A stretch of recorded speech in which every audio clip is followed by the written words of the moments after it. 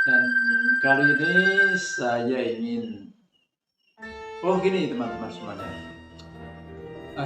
Ini gini ini. Eh, Akhir-akhir ini saya melihat sebuah gejala mencurigakan ini dari tetangga kanan kiri saya. Saya cermati mereka itu entah apa maunya mulai mengeluarkan senjata-senjata andalannya, mengeluarkan parang, pisau dari tempat persembunyiannya untuk kemudian, oh maaf, bukan persembunyian, keliru. Pisau dan parang dari tempat penyimpanannya, maksudnya persembunyiannya ya, dikeluarkan dari tempat penyimpanannya untuk diasah setajam-tajam. Waduh, memang mau ada gegeran ini Pak ya? Aduh, gawat kalau begitu teman-teman semuanya. Saya ngeri ini soal kemungkinan semacam ini, kemungkinan adanya pertumpahan darah ini sungguh sangat mengerikan. Aduh, ada apa ini kok mereka mengeluarkan kemudian mengasah senjata tajamnya itu ya? Tapi ternyata setelah saya selidiki ya, ternyata mereka tetangga kanan kiri saya itu mengeluarkan senjata mereka itu hanya sekedar mulai persiapan penyembelihan kurban pada hari raya Idul Adha. Kirain akan ada gegerannya. Aduh, sampai cemas saya. Itulah teman-teman semuanya, memang ini kan sudah semakin dekat dengan hari raya Idul Fitri, hari raya Idul Adha ya. Hari raya kurban di mana umat Islam dianjurkan menjalankan ibadah berupa ibadah kurban, yaitu penyembelihan hewan yang dagingnya untuk kita berikan, kita sedekahkan kepada orang-orang lain. Nah, ini ada sesuatu yang menarik ini teman-teman semuanya tentang ibadah kurban ini.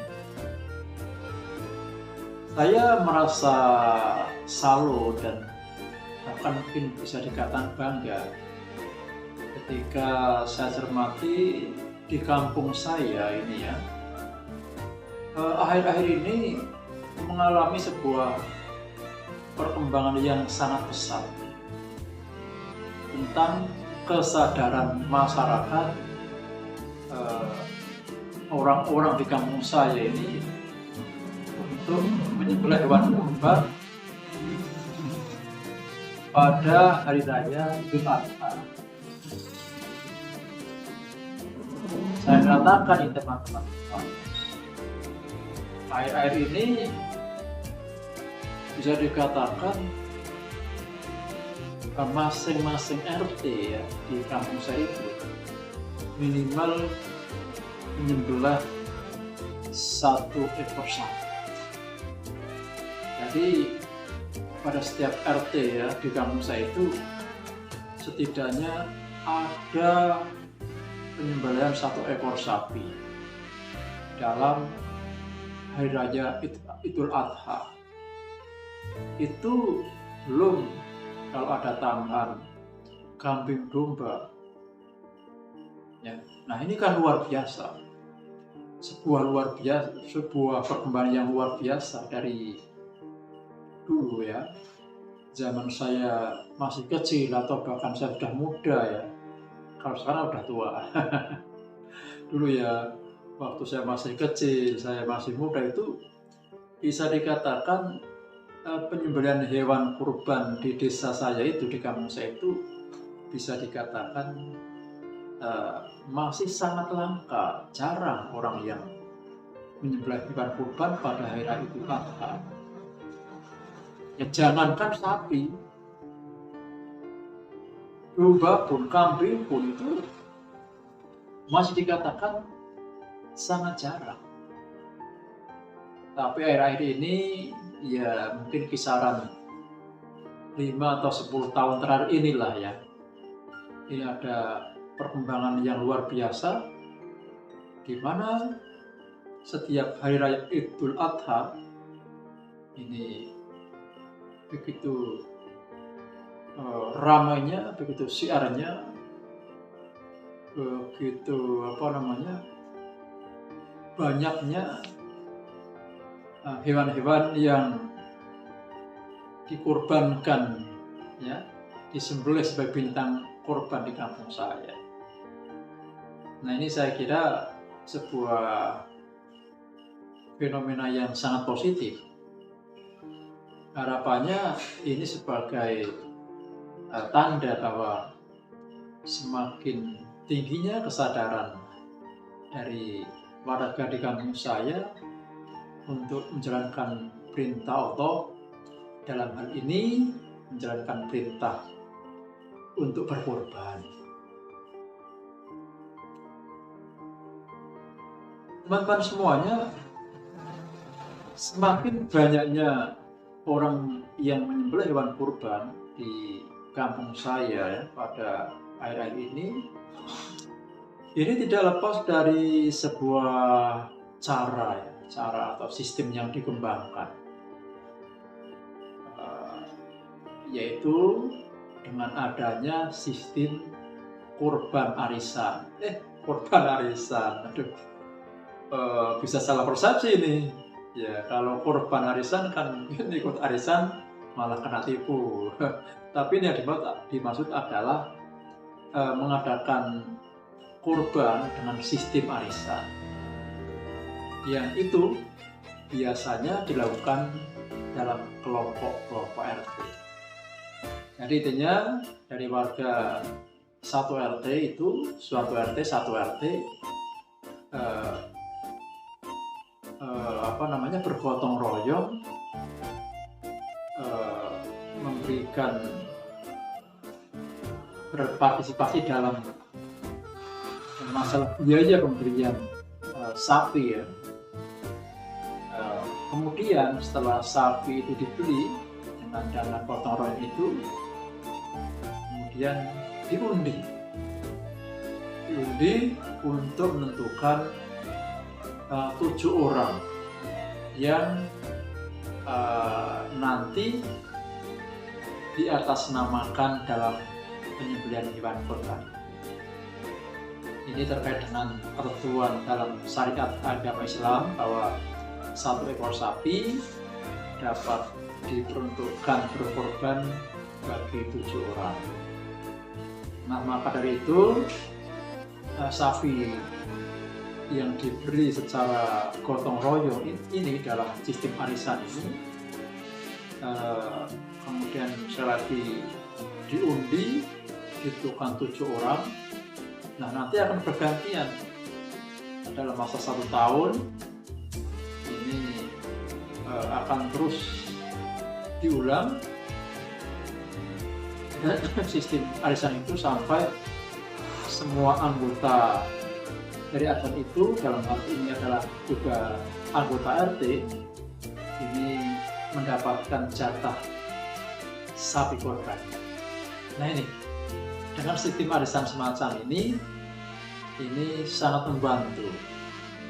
Artinya bagi orang-orang yang secara mandiri, secara per orang ini bisa dikatakan masih banyak yang belum mampu, maka dengan adanya sistem arisan ini orang-orang menjadi mampu.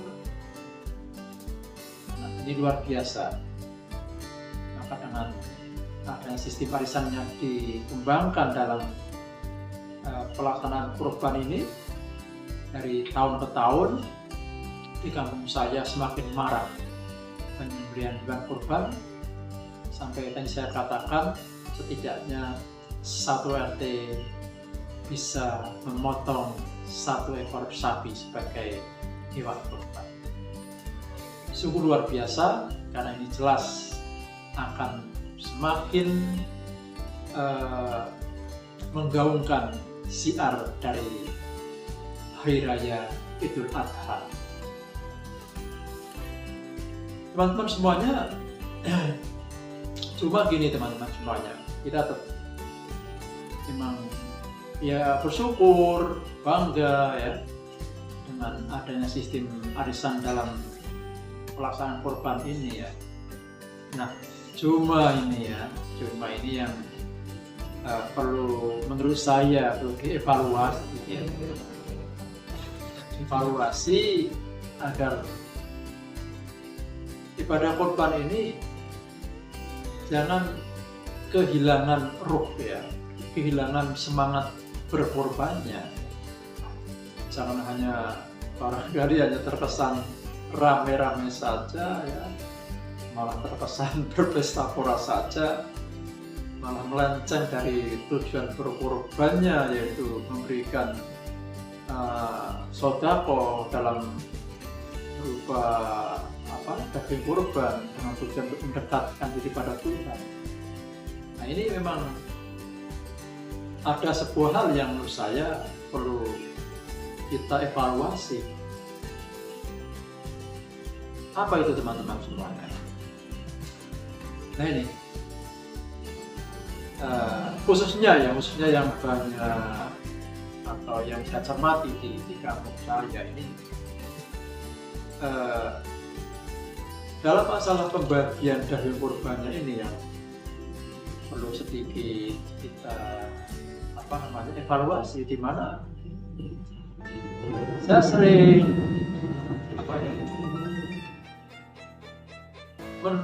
mencermati ini pembagian daging hewan kurban ini kadang yang menurut saya kurang pas ini masih seputar dari lingkungan RT itu. Yang tidak lain berarti anggota arisan itu. Adapun kalau ada sejumlah daging yang diberikan keluar ini, nampaknya prosentasenya jauh lebih sedikit. Yang lebih banyak adalah yang dibagi dalam lingkungan RT itu atau dalam kelompok arisan kurban itu. Nah, ini yang saya kira perlu dicermati teman-teman. Karena pembagian daging kurban semacam ini kan mau tidak bisa terhindari dari kesan kurban dari kita untuk kita. Ya, kita beli secara iuran, kita potong bersama-sama, dan kita nikmati pula bersama-sama dagingnya. Walaupun dalam penyembelihannya itu di atas namakan 7 orang. Nah, kalau keadaannya semacam ini kan ini minimal perlu dipertanyakan. Di mana nilai pengorbanannya? Nah, ya kan? Bukankah yang namanya berkorban itu idealnya adalah dari kita untuk orang lain? Loss ya. Bahkan kalau dikatakan seorang yang berkorban itu punya hak atau diperbolehkan mengambil daging kurban sebanyak maksimal 1/3 dari daging hewan yang disembelih itu yang lebih afdal kan mungkin juga diikhlaskan semuanya, ya kan? Nah, ini malah bisa dikatakan hampir sebagian besar ya hewan kurban yang dipotong itu dagingnya dibagi dalam lingkungan RT, dalam lingkungan anggota arisan itu sendiri. Nah, ini menurut saya yang perlu dievaluasi, minimal didiskusikan. Karena saya kira menurut saya ini bisa tadi itu ya, dipertanyakan di mana nilai pengorbanannya, karena toh hewan yang kita beli secara berpotong itu dagingnya akan kembali pada kita, walaupun dalam penyembelihannya itu atas namakan 7 orang. Nah ini ya cobalah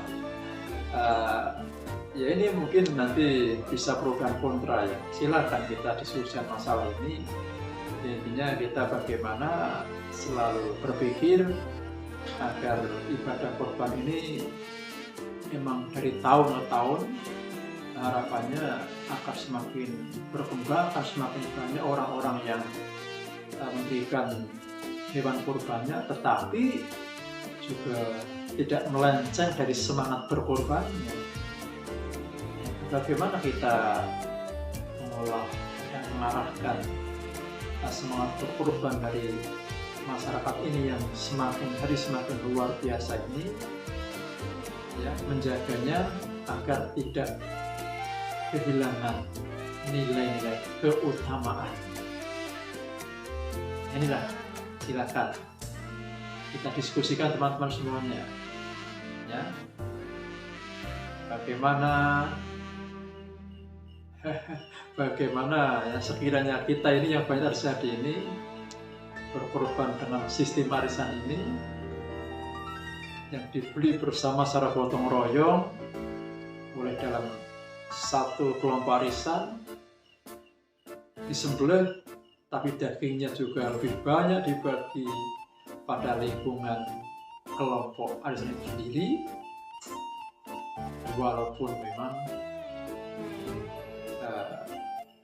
dalam penyembelihannya di atas namakan 7 orang ya, yang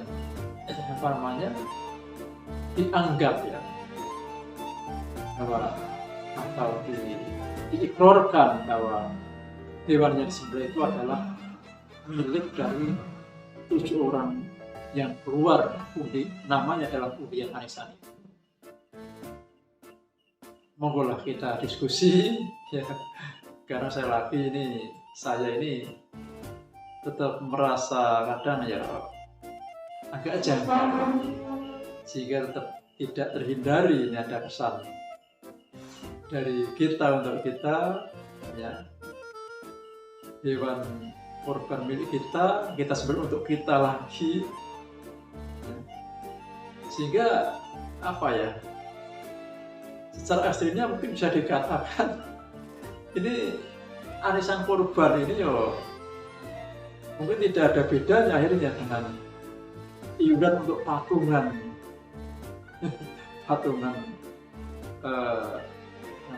patungan membeli daging kurban, membeli daging sapi misalnya, kalau itu kurban sapi. Itu teman-teman semuanya ya. Sekali lagi ini hanya sebuah pemikiran dari saya, pendapat saya yang juga saya sadari belum tentu benar, tetapi saya kira layak untuk kita diskusikan agar ibadah kurban yang semakin mendapatkan semangat dari masyarakat kita ini ya, semakin banyak orang yang mau berkorban ini, kita tidak akan kehilangan tujuan dan tidak kehilangan tujuan, harkat dan nilai-nilai keutamaan. Demikian teman-teman semuanya obrolan kita kali ini. Jika ada hal yang kurang, ada hal yang salah, saya mohon dimaafkan. Akhirnya, assalamualaikum warahmatullahi wabarakatuh.